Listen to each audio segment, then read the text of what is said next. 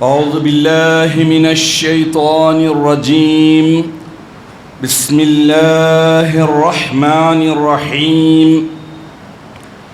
نحمد الله تبارك وتعالى ونصلي على رسوله الكريم والمهدي الموعود عليه الصلاة والتسليم وعلى آلهما وأصحابهما أجمعين. أما بعد، فقال الله سبحانه وتعالى في القرآن المجيد والفرقان الحميد. بسم الله الرحمن الرحيم. وَإِذَا قُرِئَ الْقُرْآنُ فَاسْتَمِعُوا لَهُ وَأَنصِتُوا لَعَلَّكُمْ تُرْحَمُونَ. صدق اللہ العظیم. سورہ اعراف آیت نمبر 204.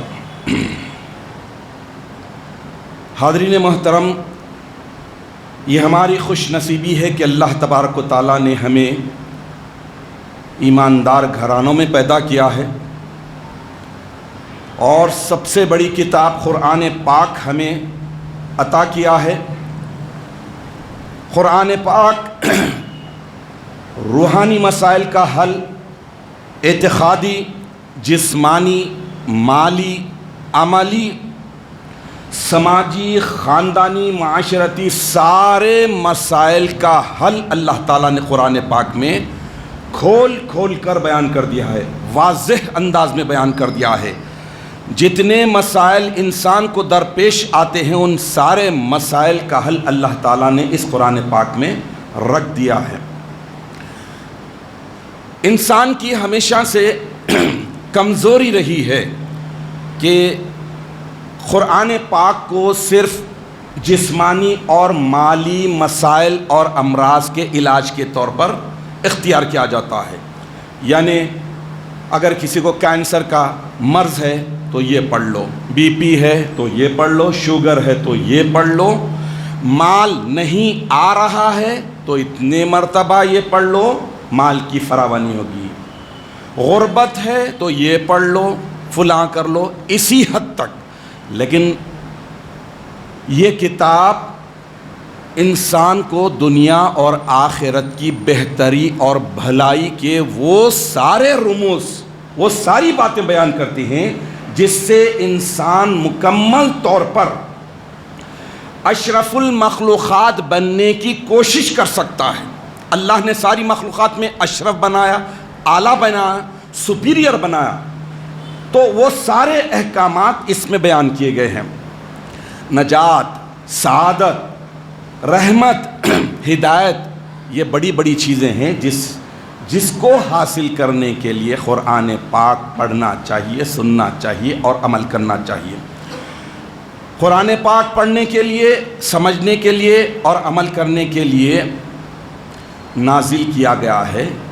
میں نے آپ کے سامنے سورہ انفال کی آیت نمبر 204 کی تلاوت کا شرف حاصل کیا. اللہ تعالیٰ ارشاد فرما رہے ہیں کہ اور اے مسلمانوں، جب قرآن سنایا جائے تو اس کو توجہ سے سنو اور خاموشی اختیار کرو تاکہ تم پر رحم کیا جائے. لعلکم ترحمون، تاکہ تم پر رحم کیا جائے. تو اب یہاں پر جو قرآن پاک کے آداب بیان کیے جا رہے ہیں، سننے کے آداب، دو شرطیں، دو ادب بتائے گئے ہیں. ایک تو یہ کہ استمعوا، استماع یستمعوا کے معنی ہیں، سماعت کے معنی سننا، استماع معنی کان لگا کے سننا، ہمتن گوش ہو جانا، پورا جسم کان بن جانا، کان لگا کر سننا. انصتو، دوسرا ادب، دوسری شرط یہ ہے کہ انصتو، خاموشی سے، سکون سے، کیا فرمایا جا رہا ہے، کیا حکم دیا جا رہا ہے، اللہ کی بات میں، محبت میں کیا ہے، یہ سمجھنا ہے.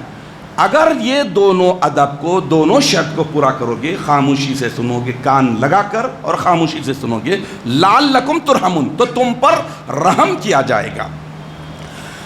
اب ضروری ہے کہ جسم کے ساتھ ساتھ دل اور دماغ بھی حاضر ہو. کس کا کلام پڑھا جا رہا ہے؟ رب العالمین کا، رب کائنات کا. اس کا دبدبا ہونا چاہیے. کوئی بھی چیز پڑھتے وقت، سنتے وقت کس کا پڑھا جا رہا ہے، کس کا سنا جا رہا ہے، یہ اہم ہوتا. تو اس کے لیے جسم کے ساتھ ساتھ دل اور دماغ بھی حاضر ہونا چاہیے. جب ہی پڑھنے کا مزہ آئے گا، سننے کا مزہ آئے گا. جب پڑھیں گے تو سنیں گے تو سمجھ سکیں گے، اور سمجھنے کے بعد اس پر عمل کرنا آسان ہو جائے گا.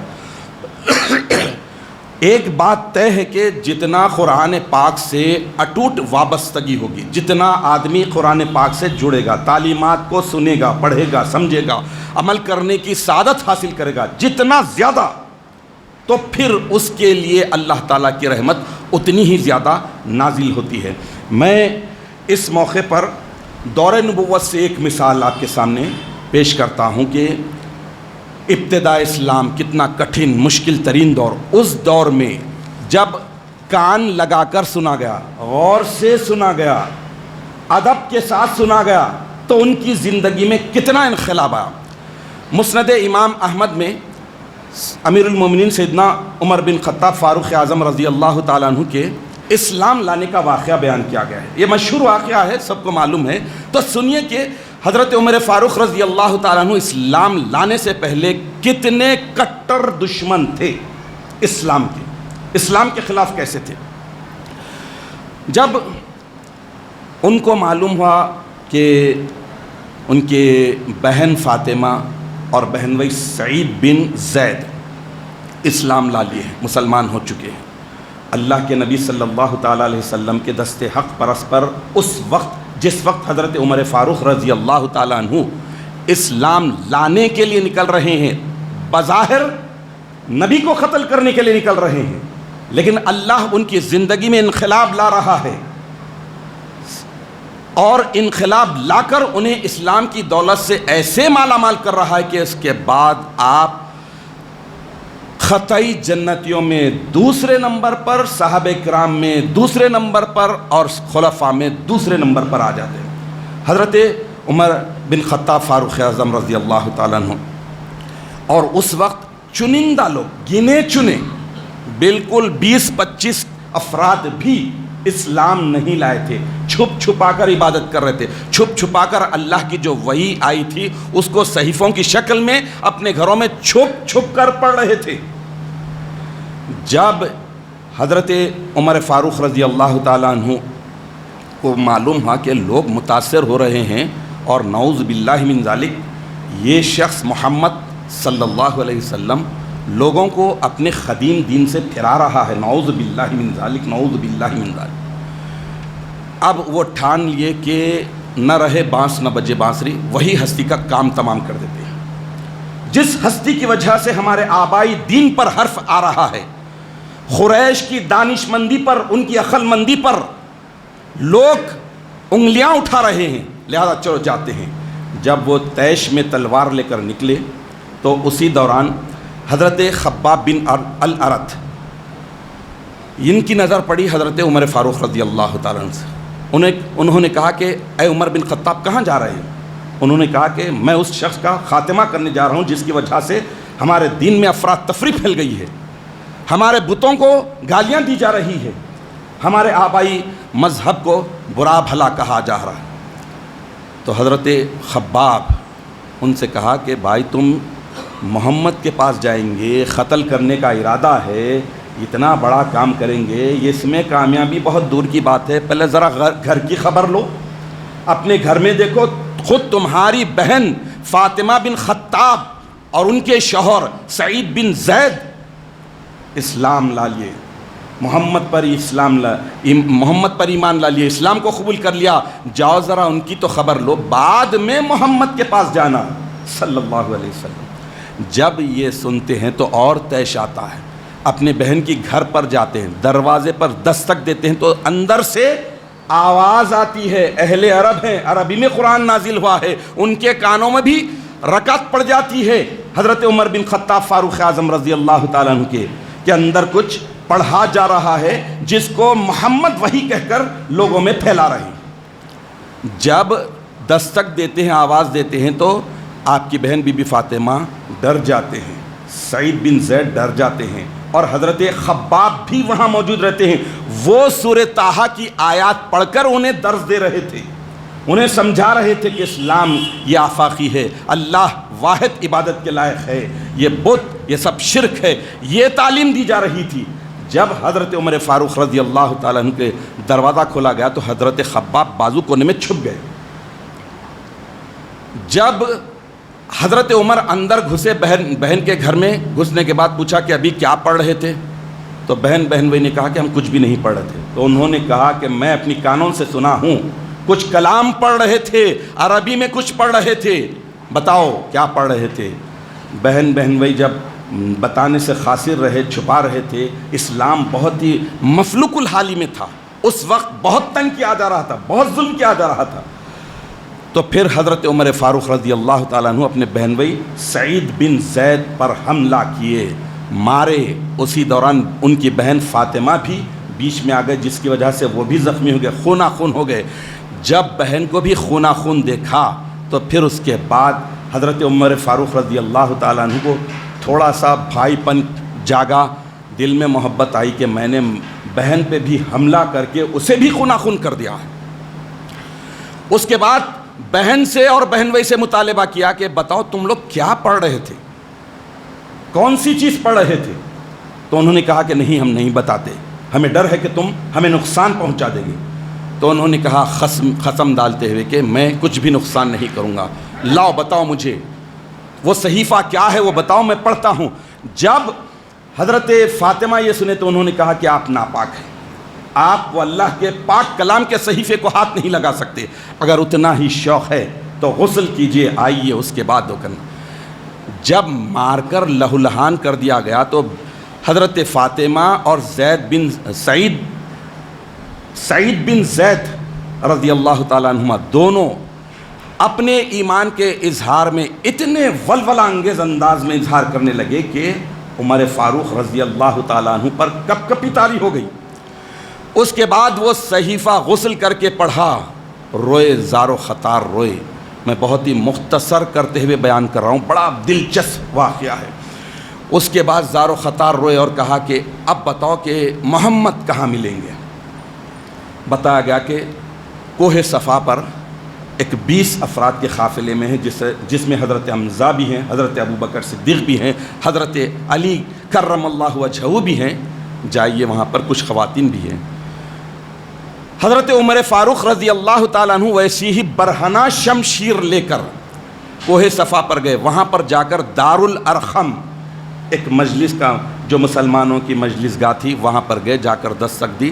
جو ہی عمر فاروق رضی اللہ تعالیٰ عنہ کی آواز نکلی کہ محمد صلی اللہ علیہ وسلم کہاں ہیں، تو حضرت حمزہ رضی اللہ تعالیٰ عنہ جو اسلام لا چکے تھے آگے آئے اور کہا کہ عمر اگر تو بدنیتی سے آیا ہے تو تیرا کام تمام ہم کر دیں گے، اگر نیک نیتی سے آیا ہے تو پھر ویلکم آ۔ حضرت عمر فاروق رضی اللہ تعالیٰ عنہ بہرحال حضور اکرم صلی اللہ تعالیٰ علیہ وسلم کی خدمت اقدس میں گئے، تلوار بھی رکھ دی، سر بھی رکھ دیا اور اسلام بھی قبول کر لیا۔ حضرت خباب بن ارت یہ کہے تھے کہ اے عمر جاؤ، میرے آقا 2 عمر کے لیے، جو خدا جن 2 عمر میں سے جس کو پسند کرتا ہے اس کو ایمان لانے کی، دولت سے سرفراز کرنے کی دعا کی تھی۔ ہو سکتا ہے کہ 2 عمر میں سے تو عمر دولت اسلام سے، دولت ایمان سے مالا مال ہو جائے گا۔ چونکہ ابو جہل کا بھی نام عمر بن ہشام بن المغیرہ المخزومی القریشی الکنانی تھا، ابو جہل کنیت تھی، اسی سے مشہور ہوا تھا۔ تو چنانچہ حضور اکرم صلی اللہ تعالیٰ علیہ وسلم پر ایمان لائے۔ تو ایمان لانے کے اس پورے واقعے میں جو چیز سب سے زیادہ ہمیں الرٹ کرتی ہے، چونکاتی ہے، وہ ہے سیدنا عمر فاروق رضی اللہ تعالیٰ عنہ کے ایمان لانے کا سچویشن۔ پہلے تو مار دیا، خونہ خون کر دیا، اس کے بعد جب ایمان لائے تو ایمان لانے سے پہلے اللہ کے کلام کو کان لگا کر سنا۔ توجہ کی طالب، جو بات توجہ کی طالب ہے وہ ہے کان لگا کر سنا، انصتو اور خاموشی سے سنا۔ جب سنا پڑھا تو ہی ایمان ملا۔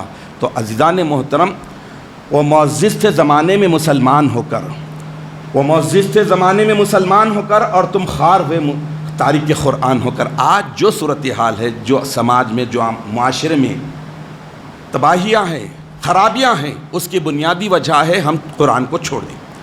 یہ تو نبوت کی مثال تھی، ولایت کی بھی ایک مثال دیتا ہوں کہ مہدی علیہ السلام جب ہجرت کرتے کرتے سندھ میں پہنچے تو بادشاہ سندھ کے مرشد شیخ صدر الدین بادشاہ مقرر کیا کہ جائیے، آپ پورے علماء میں ٹاپ کے ہیں، آپ کے شاگرد کئی علماء ہیں، مریدوں میں اکثریت آپ کے علماء تھی، ان کو نامزد کیا گیا کہ یہ ہستی جو آ کر مہدی موعود ہونے کا، یعنی وہ مہدی جس کا وعدہ کیا گیا ہے قرآن میں اشارات کے ذریعے اور احادیث متواتر المعنی میں، اس مہدی کی صفات ان میں موجود ہے یا نہیں دیکھنے جائیے اور آ کر پھر ہمیں رپورٹ دیجیے۔ تو جب مولانا صدر الدین مہدی علیہ السلام کی بارگاہ میں گئے تو پہلے ہی موقع پر انہوں نے کہا کہ یہ تو مہدی موعود نہیں ہو سکتے، کیونکہ مہدی علیہ السلام کو سپاہی کی لباس میں دیکھا تھا، تلوار لگی ہوئی دیکھا تھا۔ انہوں نے کہا کہ پہلی شرط میں زیر ہو رہے ہیں، نعوذ باللہ من ذالک، یہ مہدی موعود نہیں ہو سکتے۔ الٹے پاؤں واپس ہو گئے۔ اس کے بعد اللہ کی طرف سے ان کے حصے میں ایمان تھا۔ تو پھر ایک درخت سے آواز آئی کہ اے صدر الدین کدھر جا رہا ہے؟ یہی مہدی موعود ہے۔ انہوں نے کہا کہ یہ تو شیطانی وسوسہ لگ رہا ہے، جھٹ کے اس کو پھر آگے بڑھ گئے۔ پھر اس کے بعد ایک کالے پتھر سے آواز آئی کہ اے صدر الدین کدھر جا رہا ہے؟ یہی مہدی موعود ہے۔ پھر اس کو نفسانی وسوسہ سمجھا، اس کو بھی جھٹک دیا، آگے بڑھے۔ پھر اس کے بعد غیب سے آواز آئی کہ اے صدر الدین، نہ یہ شیطانی وسوسہ ہے، نہ یہ نفسانی وسوسہ ہے، بلکہ یہ ہاتف غیبی کی آواز ہے، لہذا جاؤ ان کے پاس جاؤ، وہی مہدی موعود ہے۔ اس کے بعد انہوں اپنے دل پر ملامت کرنے لگے کہ یہ 1 2 3 مرتبہ ہو گیا ہے، لہذا مہدی علیہ السلام کی بارگاہ میں پھر پلٹ کر پہنچی۔ جب تک عصر کا وقت ہو چکا تھا، نماز عصر کے بعد مہدی علیہ السلام بیان قرآن فرما رہے تھے، قرآن کا بیان۔ وَإِذَا قُرِئَ الْقُرْآنُ فَاسْتَمِعُوا لَهُ وَأَنصِتُوا لَعَلَّكُمْ تُرْحَمُونَ، جب قرآن سنایا جائے تو اس کو توجہ سے سنو اور خاموشی اختیار کرو تاکہ تم پر رحم کیا جائے۔ بیان قرآن ہو رہا تھا۔ جب بیان قرآن کی مجلس میں شیخ صدر الدین رضی اللہ تعالیٰ عنہ بیٹھے ہوئے ہیں، مہدی علیہ السلام مراد اللہ شان کے مطابق قرآن کا بیان کر رہے ہیں، تو انہوں نے کہا کہ میں ہزاروں کتابیں پڑھا ہوں، جو رموز، جو راز کی باتیں یہ ہستی بتا رہی ہے، یہ تو میں نے کہیں بھی نہیں پڑھی ہے۔ اس کے بعد مغرب ہو جاتی ہے، مہدی علیہ السلام کی بارگاہ میں جاتے ہیں، پھر ان کے بھی حصے میں ایمان لکھا جاتا ہے، تصدیق کر لیتے ہیں۔ بادشاہ کے مرشد ہونے کی حیثیت سے آپ جب تصدیق کرتے ہیں تو سندھ کے علاوہ افغانستان کے دیگر علاقوں میں آپ کی تصدیق کی شہرت پہنچ جاتی ہے۔ تو اس بیان قرآن کے دوران بھی شیخ صدر الدین نے کیا کیے؟ کان لگا کر سنے، خاموشی سے اختیار کیے۔ اللہ ان کے زندگی میں ایسا انقلاب لایا۔ تو آج ہمارے لیے ضروری ہے، جس بات کی شدید ضرورت ہے وہ ہے قرآن پاک کو سننا، پڑھنا، سمجھنا، اور اس سے بڑھ کر یہ کہ جو پڑھا ہے، جو سنا ہے، اس پر عمل کرنے کی جستجو اور کوشش کرنا۔ تبھی کہیں جا کر یہ قرآن ہمارے حق میں رحمت بنے گا۔ تو اللہ تعالیٰ سے دعا ہے کہ الہ العالمین تو ہمیں اس بات کی توفیق عطا فرما کہ ہم اپنی زندگی کے ہر مرحلے میں قرآن پاک سے رہبری حاصل کرے، ہدایت حاصل کرے، تاکہ ہم پر تیری رحمت نازل ہو، دنیا اور آخرت ہر دو جگہ ہم کامیاب اور کامران ہو جائے۔ آمین یا رب العالمین۔ وآخر دعوانا ان الحمد للہ رب العالمین۔